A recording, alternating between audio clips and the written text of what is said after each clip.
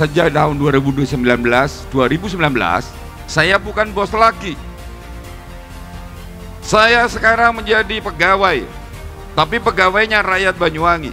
Saya sebagai karyawan, sebagai kulinya rakyat, sehingga saya datang ke sini meminta sampean perintahkan saya. Sampean butuh apa? Kalau saya bisa melakukan, saya lakukan. Saya bisa membantu menyelesaikan persoalan, tapi harus tahu sesuai aturan dan undang-undang. Program saya itu untuk rakyat, bukan untuk personal, tetapi bisa untuk membantu bagaimana perorangan bisa berubah, bisa. Dan saya setiap hari, selama Allah Subhanahu wa Ta'ala memberikan napas hidup saya selalu memikirkan bagaimana saya bisa, tapi bagaimana caranya meyakinkan rakyat supaya rakyat ngerti bahwa Banyuwangi ini sangat kaya. Tetapi partai politik rakyat sudah antipati karena menganggap orang politik itu adalah penipu. Orang politik itu pembohong. Kalau mau mencalonkan baik-baik, setelah jadi lupa kepada rakyat. Betul? Betul Bu? Mereka mengecap begitu, bahwa orang politik tidak bisa dipercaya. Padahal melalui politik inilah yang bisa mengubah nasib rakyat itu melalui politik. Bagaimana alat ini untuk membantu jenengan, tapi jenengan tidak percaya kepada politik ini.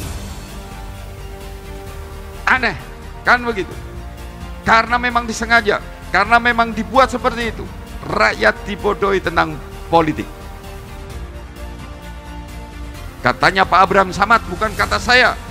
Abraham Samad adalah ketua KPK yang tahu menyelidiki orang-orang yang korupsi, bahwa di Indonesia ini sudah rusak. Semua korupsi. Akibat korupsi jenengan menjadi miskin. Akibat korupsi rakyat Indonesia termasuk digeladak. Banyak yang miskin karena korupsi. Siapa yang korupsi? Adalah pejabat yang mengambil kebijakan. Siapa dia? Yaitu orang yang dipilih oleh rakyat. Bukan jenengan. Rakyat ya, nggak apa-apa. Yang penting yang salah rakyat, bukan jenengan. Yang dipilih oleh rakyat termasuk masyarakat geladak. Kenapa begitu? Karena rakyat tidak ngerti tentang politik. Untuk itulah saya berbicara. Saya mohon masyarakat geladak ini tahu tentang politik. Untuk itulah dengarkan. Ini penting. Jangan main-main lagi. Jangan memilih calon jenengan karena uang. Jangan karena pemberian.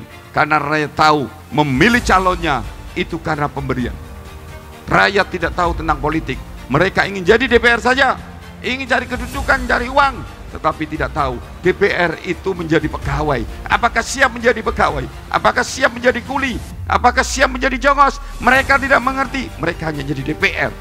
Sehingga sampai berapa tahun pun tidak akan terjadi perubahan. Mohon dengan hormat masyarakat di sini. Tanggal berapa pemilihan?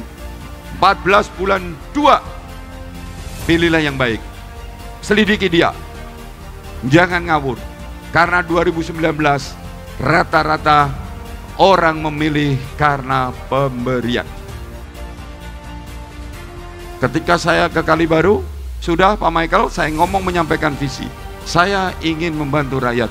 Sudah Pak Michael, jangan banyak ngomong. Rakyat sudah pinter, tidak perlu menyampaikan visi misi. Pak Michael butuh suara berapa? Rakyat sudah pinter. Saya sangat senang. Rakyat sudah pinter. Apa Pak kepinterannya? Pokoknya rakyat tidak mau memilih kalau tidak ada tongkatnya Pak. Apa itu tongkat itu apa Pak? Saya tong seket katanya. Kalau ada tongkat, berapapun Pak Michael minta akan saya berikan. Rata-rata seperti itu tahun 2019. Ayo sampean 2019 memilih siapa? Ada yang memilih karena tetangganya saya. Saya kasihan karena tetangga. Saya memilih karena kenal. Saya memilih karena ada timnya. Tetapi banyak rata-rata saya memilih karena sudah dicatat dan diberi uang. Banyak seperti itu.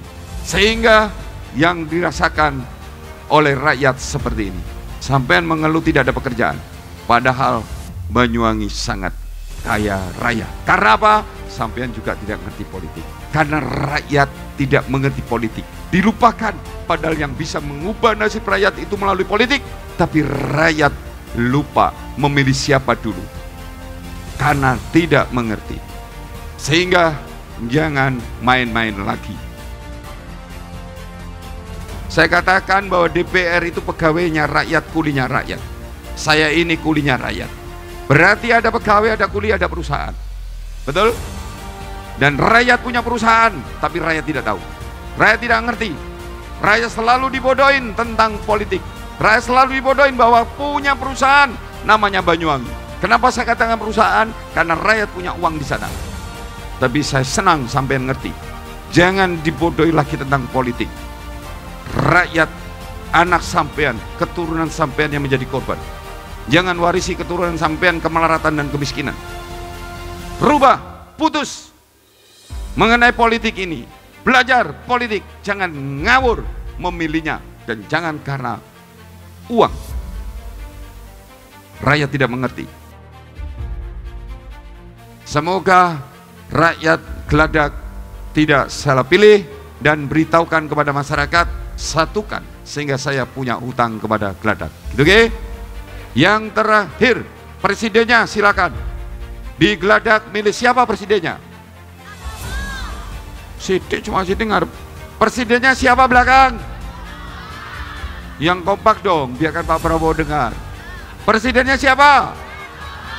Prabowo nomor berapa? Ya, saya tanya di mana-mana pun Prabowo. Sudah saatnya Pak Prabowo. Satu, Gus Dur mengatakan, orang yang tulus dan ikhlas itu hanya Prabowo. Iya kan? Dengar enggak di YouTube? Lihat itu. Yang paling tulus adalah Pak Prabowo. Yang mencinta rakyat Pak Prabowo. Yang berani memberantas korupsi Pak Prabowo. Lihat, bilang, saya akan tidak ada toleransi kepada orang-orang yang korupsi. Yang membuat korupsi adalah membuat susah rakyat saya. Terutama kepada petani. Banyak sekarang susah petani mencari pupuk. Dan saya akan memberikan petani supaya petani tidak susah mencari pupuk ke depan. Sehingga para petani, mari pilih Pak Prabowo. Saya ingin mengabdi untuk rakyat. Beri kesempatan saya tahu, saya mengerti untuk membantu rakyat Banyuwangi. Yang saya kejar bukan uang dan bukan kedudukan. Yang saya kejar adalah kekuatan untuk membantu rakyat. Bantulah saya, dukung saya supaya saya bisa bermanfaat untuk rakyat. Gitu, oke? Terima kasih banyak. Saya mohon maaf jika ada hal yang kurang berkenan, tapi percayalah bahwa saya ingin mengabdi untuk rakyat Banyuwangi. Terima kasih, saya Iri. Wassalamualaikum warahmatullahi wabarakatuh.